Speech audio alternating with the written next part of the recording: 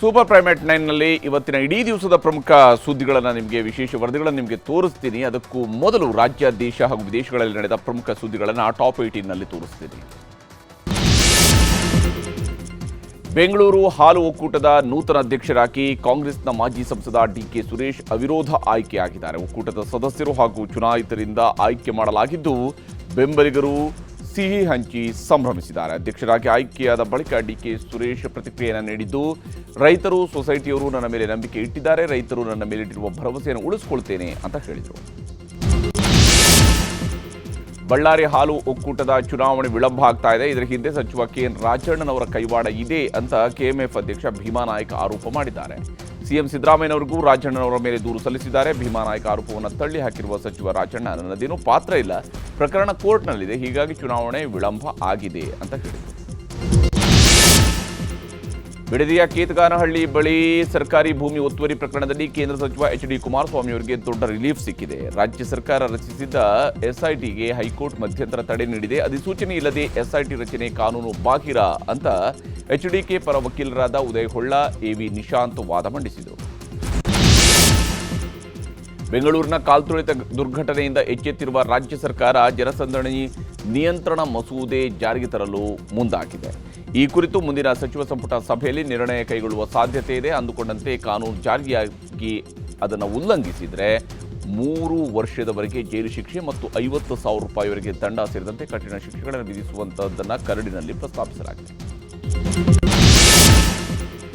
ಇವತ್ತು ನಡೆದ ರಾಜ್ಯ ಸಚಿವ ಸಂಪುಟ ಸಭೆಯಲ್ಲಿ ಹಲವು ಮಹತ್ವದ ನಿರ್ಣಯಗಳನ್ನು ಕೈಗೊಳ್ಳಲಾಗಿದೆ. ಬೆಂಗಳೂರಿನ ಹೆಬ್ಬಾಳದ ಕೃಷಿ ಇಲಾಖೆಯ 4 ಎಕರೆ 25 ಗುಂಟೆ ಜಾಗವನ್ನು ಅಂತಾರಾಷ್ಟ್ರೀಯ ಪುಷ್ಪ ಹರಾಜು ಬೆಂಗಳೂರು ಸಂಸ್ಥೆಗೆ 2 ವರ್ಷಗಳ ಅವಧಿಗೆ ಬಾಡಿಗೆ ರಹಿತವಾಗಿ ನೀಡೋದಕ್ಕೆ ನಿರ್ಧರಿಸಲಾಗಿದೆ. ಬೆಂಗಳೂರು ಬಯೋ ಇನೋವೇಷನ್ ಸೆಂಟರ್ ಪುನರ್ ನಿರ್ಮಾಣಕ್ಕೆ 97 ಕೋಟಿ ರೂಪಾಯಿ ಹಾಗೂ ರಾಜ್ಯದಲ್ಲಿ ಹವಾಮಾನ ಬದಲಾವಣೆಯ ಕ್ರಿಯಾ ಯೋಜನೆ V2 ಅನುಷ್ಠಾನ ಸೇರಿ ಹಲವು ಯೋಜನೆಗಳಿಗೆ ಅನುಮೋದನೆ ಸಿಕ್ಕಿದೆ.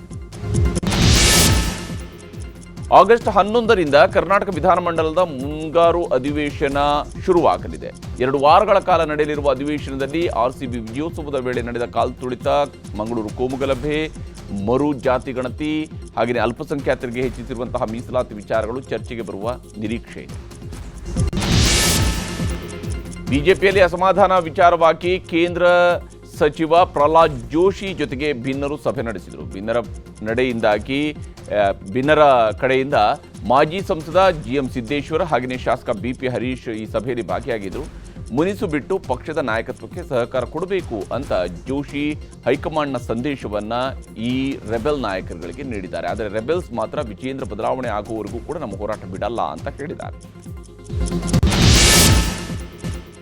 ಫಲಾನುಭವಿಗಳಿಗೆ ಪಾವತಿಯಾಗದ ಗೃಹಲಕ್ಷ್ಮಿ ಹಣದ ಬಗ್ಗೆ ಸಚಿವೆ ಲಕ್ಷ್ಮೀ ಹೆಬ್ಬಾಳ್ಕರ್ ಪ್ರತಿಕ್ರಿಯೆಯನ್ನು ನೀಡಿದ್ದಾರೆ.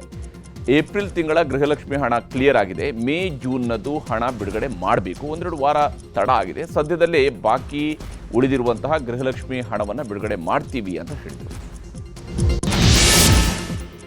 ನಟ ಕಮಲ್ ಹಾಸನ್ ನಟನೆಯ ಥಗ್ ಲೈಫ್ ಸಿನಿಮಾ ಬಿಡುಗಡೆಗೆ ಸುಪ್ರೀಂ ಕೋರ್ಟ್ ನೀಡಿದಂತಹ ನೋಟಿಸ್ಗೆ ರಾಜ್ಯ ಸರ್ಕಾರ ಉತ್ತರಿಸಿದೆ. ಥಗ್ ಲೈಫ್ ಸಿನಿಮಾ ಬಿಡುಗಡೆಗೆ ಸರ್ಕಾರ ಯಾವುದೇ ನಿರ್ಬಂಧ ಹೇರಿಲ್ಲ ಅಂತ ಹೇಳಿದೆ. ಜೊತೆಗೆ ಸಿನಿಮಾ ಬಿಡುಗಡೆಯಾದರೆ ಚಿತ್ರಮಂದಿರಗಳಿಗೆ ಭದ್ರತೆ ನೀಡಲಾಗುವುದು ಅಂತ ಸ್ಪಷ್ಟಪಡಿಸಿದೆ. ಇನ್ನು ಥಗ್ ಲೈಫ್ ಸಿನಿಮಾ ಬಿಡುಗಡೆಗೆ ಅಡ್ಡಿಪಡಿಸಿದರೆ ಕಾನೂನು ಕ್ರಮ ಕೈಗೊಳ್ಳಲಾಗುವುದು ಅಂತ ಕನ್ನಡ ಪರ ಸಂಘಟನೆಗಳ ನಾಯಕರಿಗೆ ಪೊಲೀಸರು ಎಚ್ಚರಿಕೆಯ ನೋಟಿಸ್ ಅನ್ನು ನೀಡಿದ್ದಾರೆ. ಆದರೆ ಕಮಲ್ ಹಾಸನ್ ಕ್ಷಮೆ ಕೇಳೋವರೆಗೂ ಥಗ್ ಲೈಫ್ ರಿಲೀಸ್ಗೆ ಅವಕಾಶ ಕೊಡೋದಿಲ್ಲ ಅಂತ ಹೋರಾಟಗಾರರು ಎಚ್ಚರಿಕೆಯನ್ನು ನೀಡಿದ್ದಾರೆ.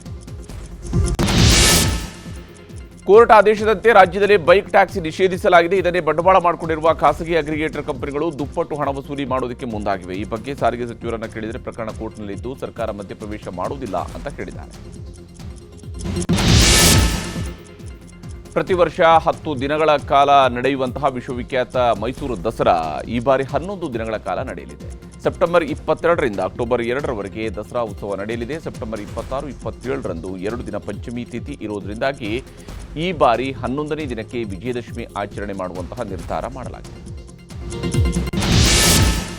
ಶ್ವೇತಭವನದಲ್ಲಿ ಪಾಕ್ ಸೇನಾ ಮುಖ್ಯಸ್ಥರಿಗೆ ಟ್ರಂಪ್ ಔತಣಕೂಟ ಆಯೋಜಿಸಿದ್ದಕ್ಕೆ ಪ್ರಧಾನಿ ಮೋದಿ ಅವರನ್ನ ಕಾಂಗ್ರೆಸ್ ಟೀಕಿಸಿದೆ. ಇದು ಭಾರತೀಯ ರಾಜತಾಂತ್ರಿಕತೆಗೆ ಮತ್ತು ಆಲಿಂಗನಕ್ಕೂ ದೊಡ್ಡ ಹೊಡೆತ ಆಗಿದೆ ಅಂತ ಕಾಂಗ್ರೆಸ್ ಪ್ರಧಾನ ಕಾರ್ಯದರ್ಶಿ ಜಯರಾಮ್ ರಮೇಶ್ ಎಕ್ಸ್ನಲ್ಲಿ ಪೋಸ್ಟ್ ಮಾಡಿದ್ದಾರೆ. ರಾಜ್ಯದಲ್ಲಿ ಮಳೆ ಇಳಿಮುಖವಾಗಿದ್ರೂ ನದಿ ಹಳ್ಳ ಕೊಳ್ಳಗಳು ಉಕ್ಕಿ ಹರಿತಾ ಇದ್ದಾವೆ. ಶಿವಮೊಗ್ಗ ಜಿಲ್ಲೆಯ ಮೂಡ್ಲು ಗ್ರಾಮದಲ್ಲಿ ಹಳ್ಳದ ನೀರಿನ ರಭಸಕ್ಕೆ ಅಡಕೆ ತೋಟಕ್ಕೆ ಹಾನಿಯಾಗಿದೆ. ದಕ್ಷಿಣ ಕನ್ನಡದಲ್ಲಿ ಮತ್ತೆ 4-5 ಮನೆಗಳು ಕುಸಿಯುವ ಹಂತ ತಲುಪಿವೆ. ಇನ್ನು ಮಹಾರಾಷ್ಟ್ರದ ಪಶ್ಚಿಮ ಘಟ್ಟ ಪ್ರದೇಶದಲ್ಲಿ ಭಾರೀ ಮಳೆಯಾಗ್ತಾ ಇದ್ದು ಕೃಷ್ಣಾ ನದಿಯಲ್ಲಿ ನೀರಿನ ಹರಿವು ಹೆಚ್ಚಾಗಿ ಪ್ರವಾಹದ ಭೀತಿ ಶುರುವಾಗಿದೆ. ಬಿಹಾರದಲ್ಲಿ ಆರ್ಜೆಡಿ ನಾಯಕ ತೇಜಸ್ವಿ ಯಾದವ್ ನಿವಾಸದ ಬಳಿಯೇ ಗುಂಡಿನ ದಾಳಿ ನಡೆದಿದೆ. ಪಾಟ್ನಾದ ವಿವಿಐಪಿ ರಸ್ತೆಯಲ್ಲಿ ದುಷ್ಕರ್ಮಿಗಳು ರಾಹುಲ್ ಎಂಬಾತನ ಮೇಲೆ ಗುಂಡು ಹಾರಿಸಿದ್ದಾರೆ. ಪೊಲೀಸರು ದಾಳಿಕೋರರ ಪತ್ತೆಗೆ ಬಲೆ ಬೀಸಿದ್ದಾರೆ. ಬಿಹಾರದಲ್ಲಿ ಕಾನೂನು ಸುವ್ಯವಸ್ಥೆ ಹಾಳಾಗಿದೆ ಅಂತ ಸಿಎಂ ನಿತೀಶ್ ಕುಮಾರ್ ವಿರುದ್ಧ ತೇಜಸ್ವಿ ಯಾದವ್ ಆಕ್ರೋಶ ವ್ಯಕ್ತಪಡಿಸಿದರು. ಮಹಾರಾಷ್ಟ್ರದ ಪುಣೆ ಜಿಲ್ಲೆಯಲ್ಲಿ ಭೀಕರ ರಸ್ತೆ ಅಪಘಾತ ಸಂಭವಿಸಿದೆ. ಕಾರು ಹಾಗೂ ಪಿಕಪ್ ವಾಹನ ಡಿಕ್ಕಿಯಾಗಿ 9 ಮಂದಿ ಮೃತಪಟ್ಟಿದ್ದಾರೆ. ಚೆಚುರಿ ಮೋರ್ಗನ್ ರಸ್ತೆಯಲ್ಲಿರುವಂತಹ ಕಿರ್ಲೋಸ್ಕರ್ ಕಂಪನಿ ಬಳಿ ಈ ಅಪಘಾತ ಆಗಿದೆ. ಘಟನೆಗೆ ದುಃಖ ವ್ಯಕ್ತಪಡಿಸಿರುವ ಪ್ರಧಾನಿ ಮೋದಿ ಮೃತರಿಗೆ ಸಂತಾಪ ಸೂಚಿಸಿ ತಲಾ 2 ಲಕ್ಷ ರೂಪಾಯಿ ಪರಿಹಾರ ಘೋಷಿಸಿದರು. ಉತ್ತರ ಪ್ರದೇಶದ ಹರ್ದೋಯ್ನಲ್ಲಿ ಪ್ರಿಯಕರನ ಜೊತೆಗಿದ್ದ ಪತ್ನಿಯ ಮೂಗನ್ನ ಪತಿರಾಯ ಕಚ್ಚಿ ತುಂಡು ಮಾಡಿದ್ದಾನೆ. ಹೆಂಡತಿ ಮೂಗನ್ನೇ ಕಚ್ಚಿ ಹಾಕಿದ್ದ ರಾಮ್ ಖಿಲಾವನ್ ಅನ್ನೋ ವ್ಯಕ್ತಿಯನ್ನ ಹರ್ದೋಯ್ ಪೊಲೀಸರು ಬಂಧಿಸಿದ್ದಾರೆ. ಲಂಡನ್ನಲ್ಲಿ ನಡೆಯುತ್ತಿರುವ ವಿಶ್ವ ತಂಡ ಬ್ಲಿಡ್ಸ್ ಚಾಂಪಿಯನ್ಶಿಪ್ನಲ್ಲಿ ವಿಶ್ವದ ನಂಬರ್ 1 ಆಟಗಾರ್ತಿ ಹೈಫಾನ್ ಅವರನ್ನು ಭಾರತದ ದಿವ್ಯಾ ದೇಶ್ಮುಖ್ ಮಣಿಸಿದ್ದಾರೆ. ದಿವ್ಯಾ ದೇಶ್ಮುಖ್ ಅವರನ್ನು ಪ್ರಧಾನಿ ಮೋದಿ ಅಭಿನಂದಿಸಿದ್ದು ಈ ಯಶಸ್ಸು ಆಕೆಯ ಮನೋಸ್ಥೈರ್ಯ ಮತ್ತು ದೃಢ ಸಂಕಲ್ಪವನ್ನು ತೋರಿಸುತ್ತೆ ಅಂತ ಹೇಳಿದರು.